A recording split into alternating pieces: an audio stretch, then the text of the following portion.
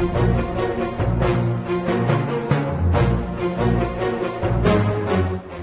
trying to play Hikaru just to have one game here, live TV. We'll see if he accepts.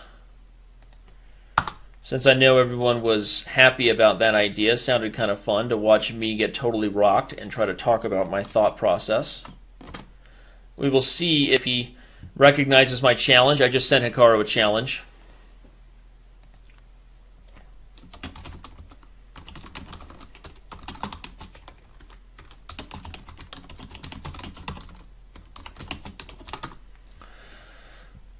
And no, not quite. Accepts the challenge from Candidate Master Storm Giant 58. Should be fun as well. Okay, another Al Johans, number two, right? They call me number 2. This is pretty typical stuff. A modern approach here, not the most dangerous move order from White, but it transposes into a pretty standard approach. White wants the rook on c1, and the point is he anticipates the pawn structure to change where White might get a 3-on-2 majority on the queen side. And so White tries to position the pieces in that way, but this is usually not the best transition, because now the d-pawn is weak. Black is going to play knight e7 and knight f5, and maybe even queen f6 in some positions. So after knight f5, White might have to play knight e2, and then in some positions e5 comes in. So White doesn't actually want the 3-on-2 structure in a way that creates a pan-off structure. This is the pan-off structure. So normally that sounds good for White when you think pan-off, because the pan-off implies this 3-on-2, which if you took all the pieces off the board right now, White's pawn structure is just winning. Structurally just completely winning, because White has this winning 3-on-2. But the problem is you can't just take all the pieces off the board, and before that can happen, the d-pawn is a target, and Black is going to mobilize to try to get e5 and open up the center. In this case, he doesn't need to because he wins the pawn. If he hadn't, then that's what he would have tried to do. So you have to be careful overextending the queen side against the Alekines and some variations of the Caro-Kann. This is sort of how White can get in trouble by over-advancing on the queen side. The bishop comes back, and what's going to happen here? The rook ending definitely leaves Black with some winning chances. He has a5. I was going to say, but maybe not the best, though in this case, I think he's going to actually end up winning 3 pawns for 2. I think Black will end up actually with a 5-on-3 here, with these pawns being isolated. He's going to find a way to pick up this pawn and this pawn in exchange for this pawn, and in doing so, he's just have a completely winning endgame, and Storm Giant actually doesn't even really prevent this. So now it's going to get real ugly. This is a good prophylactic move. Trading off a pair of rooks, which Storm Giant doesn't even stop, in fact allows it, is definitely makes your life easier when you're the one converting a 2-pawn endgame advantage with rooks, just FYI. Because the one thing your opponent might be able to do with the double of rooks is create threats on the 7th rank, or maybe a mating net possibility on the back rank. So a simple trade of rooks was the easiest way for Black to approach the position, and that's what he did, and his opponent didn't really stop him.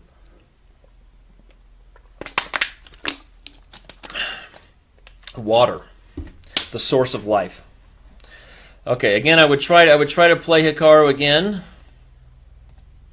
We'll see if he accepts. Nope, not quite. Mace Windu. Nice. Right? I mean, we all love a good Star Wars reference. Next thing we'll be talking about Captain Kirk. Joke's on you.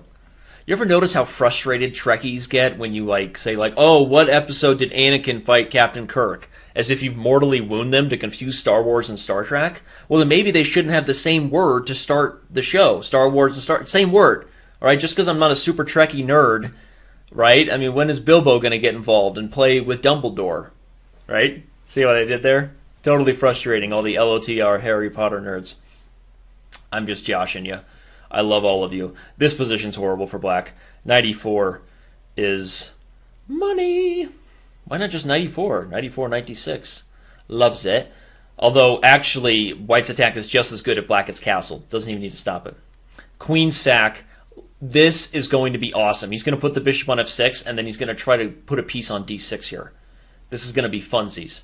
Hashtag unnecessary by Hikaru, meaning he was completely winning if he didn't go, even if he didn't go for this, but hashtag awesome. Hashtag follow us both on Twitter, at Daniel Wrench, at GM Hikaru. So even though it was unnecessary, this is just so much fun. I mean, literally, black can't move the bishop because after I take, I'm going to be mating you. If you don't move the bishop, you can't get the rook into the game. On a slow level, I'm threatening plans like knight f3, knight g5, knight h7, move the bishop, knight f6, and just winning. I also have threats of rook d4 so I can get the knight in here. But, okay, white says, well, black says, well, I'm going to give you the pawn, but maybe he just didn't realize he's getting mated. I don't know. If the only move is queen to c8, it's not really going to get much better. After queen to c8, there are multiple ways to win, but I think the easiest might just be rook e7 check and then bring the other knight in. You have to be a little careful of the queen coming to c6. Oh, no, you don't, because the knight guards it. This is like, anybody ever seen the game Short Timon? Of course you have, because it's the greatest chess game of all time, where white walks the king up the board and ends up mating black, all because of the complete domination of the dark squares in the open file. If you have not seen the game Short Timon, somebody quote the year of the game. It was 91, 92. It was an Alekine's defense opening, so you can look up that. You have to review that game, but this is just domination, which leads to confusion here, with black's pieces being awkwardly coordinated. Again, after queen to c8, knight b5. One thing after queen c6 is I can actually... So he just wins. But let's find the win. What was the win right away? I didn't see the win right away. Although, again, I'm going to try to challenge Hikaru again, because I know everyone wants it. You can check, and after the king moves, then bring the knight in. But then I thought queen to c6, though, like I said, I remembered this guy was guarded, and so we can just bring the knight in here. And bishop's hanging, rook's hanging. So this is a fun time. Games like this, right? Sacrificing the queen. Of course, Hikaru recognized what most of us would take a lot of calculation to have to think, but quickly recognized just how bad this was. And look at that. Hikaru accepts the challenge. So just like that, we're going to have some live commentary, everybody. All right, let's get the juices flowing.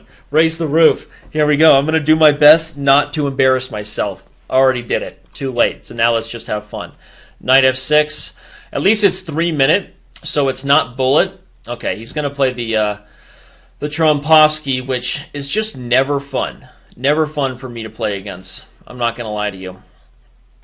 This should be funsies to play for the mainline Trompovsky. And, okay, we get... This is all pretty typical stuff. I'm going to play early and often, c5. Early and often. Be aggressive. B-E-A-G-G-R-E-S-S-I-V-E. I'm going to defend the pin.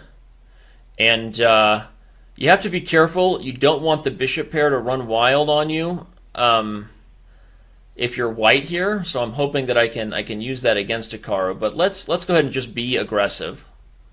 Let's have tons of fun in this game here and get wild with it. Totally dynamic, totally open. I want to play g6 and fiend kettle the bishop. That's actually what I want to do, believe it or not. I can take and play d5. But things will get awkward real quick. I'll play bishop g7 anyway. I think he'll take on c5 first. And if queen to d6, I would have played queen e7 and tried to trade. So I'm going to go this way, which, you know, we maintain the tension. That's sort of the goal for me, maintaining the tension somewhat, because with the bishop pair, I'm hoping that helps. But now I don't know what happened here. I don't like it. I don't like his ability to keep hold of the dark squares and put the knight on f6. So I don't know how I handled that. Maybe I need to slow down a little bit. But it is 3 minute. He puts check. I mean, he gives check, and it's exactly what we would expect. I don't want to take, because after takes, he played queen d2, and the h6 pawn is weak. Bishop e4 looks good, but I'll go ahead and take here. And my hope was I could play knight a5 and start to get some counterplay on the queen side. If I can put the knight on b3 and then maybe bring the bishop over, the problem is his attack is getting out of this world.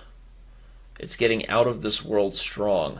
If takes, queen takes, he has knight takes g6 and he wins.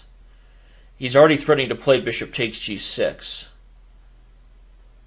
So I'm going to play bishop to b5 and hope I'm not just mated right away. if bishop takes g6 and I take on f1, he decides he doesn't want to allow it either. But my thought now is maybe I could take on f6.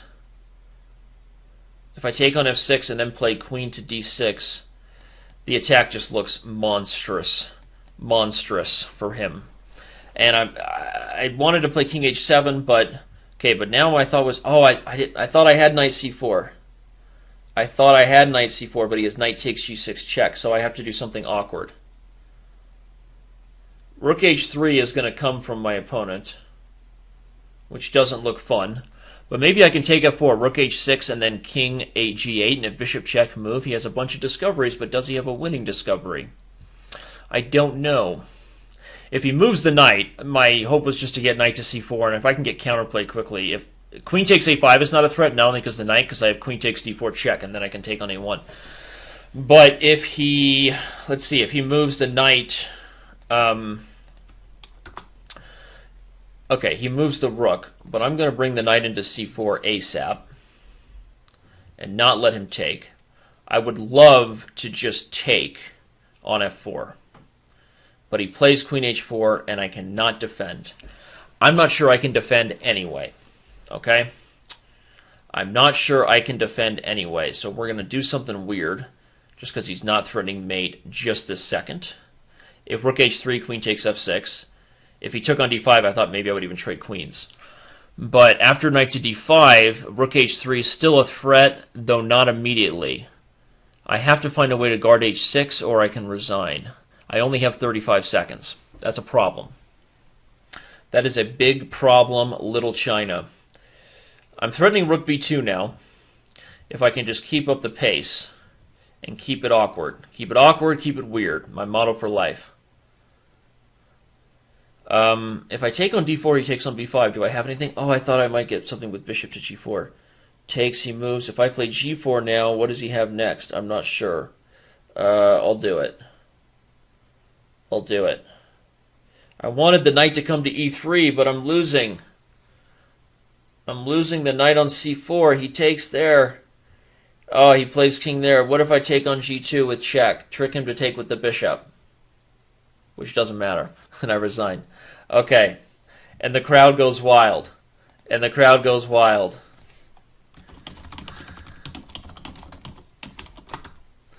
And the crowd goes wild. Hikaru takes me down. Okay, well, we could play another one if he wants. I'll try to play another one. I think you guys have fun with this approach, but he's got other people to play too, and I don't want to hog up all the time. I just, you don't get a chance to play Hikaru that often. I told you my nature was selfish. Who is John Galt here? I'm doing my best. We'll see. We'll see what he wants. His last game against Mace Windu. Now, that was amazing. So where did we learn from my game here? Right? This is an interesting Trompowsky. Nothing too bad for me. Probably this early extension of c5 is overly aggressive. Of course, c5 right away and b6, bishop b7. You can play it sort of like a Tory. Oh,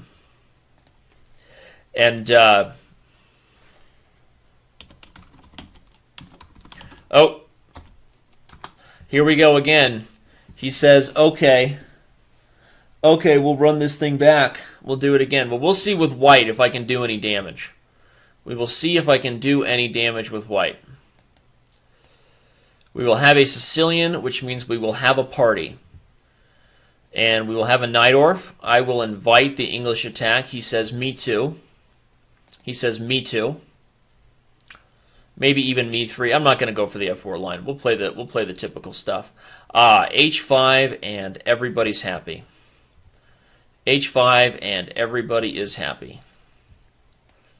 We've played this way before, and it's not my first rodeo for sure. And these positions get wild and wacky. I'm going to strive for f4 and just open it up.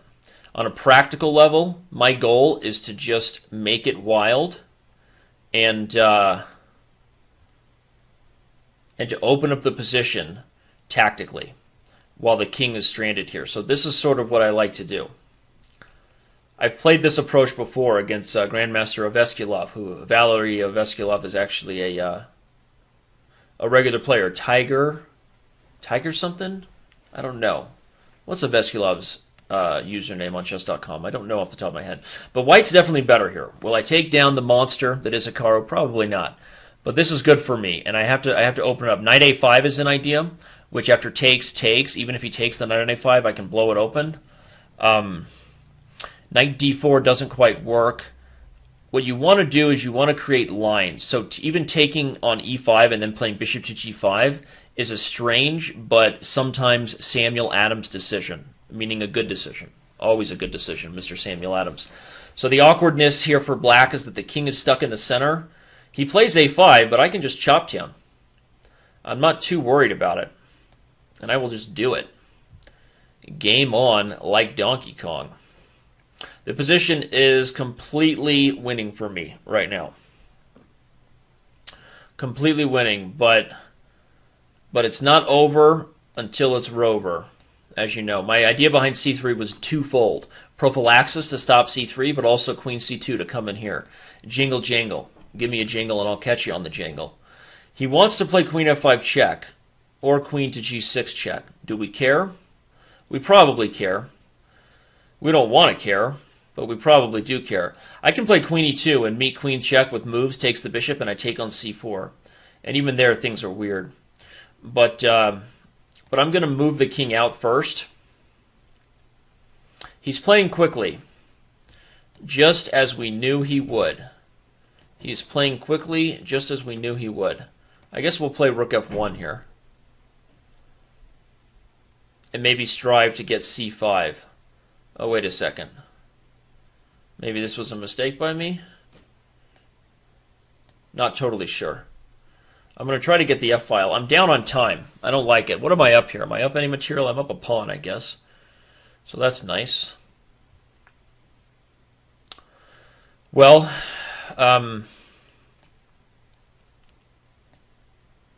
we know what he wants. I can give check and trade into the queen situation, but this is not simple, right? And I guess I'll play king a1 so that he's not taking with check. And I can try to pick up the h4 pawn, but I'm down on time, and I'm already nervous here, as you can tell. I would love to sack the queen and then mate him, but it's not going to work. He can block with the queen. So he moves. I guess I'll give check, just for kicks and gigs, to come back. And then now I'd like to actually just execute along the f-file and go to the rook ending, where I'm probably winning. But not going to be easy. Okay, let's move over for Sheezy, because now the e-pawn is overextended, so I can go get it. Oh, I'm losing the b2 pawn as well. But can he really play this way? Can he really play this way? I think I should be winning here. I think this is red rover. And I somehow managed to take the super GM Hikaru Nakamura down here in the live session. So we have to have a rubber match. I guess we have to have a rubber. We will have one more game where Hikaru will likely abuse me for what I just did. He's not happy right now. No, of course, he's been playing 2.5 hours of Blitz, so easy for me to do. Coming in fresh, right? Coming in as a pinch hitter.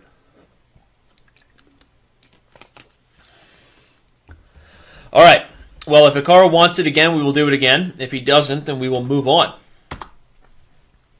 Certainly, that was fun. I'm not even sure exactly what happened there. Uh-oh, we got somebody else. Hikaru's taken on a newbie. I don't blame him, mainly because he's getting spammed with challenges. And like I said, this is not the Hikaru Danny show. We had fun playing. I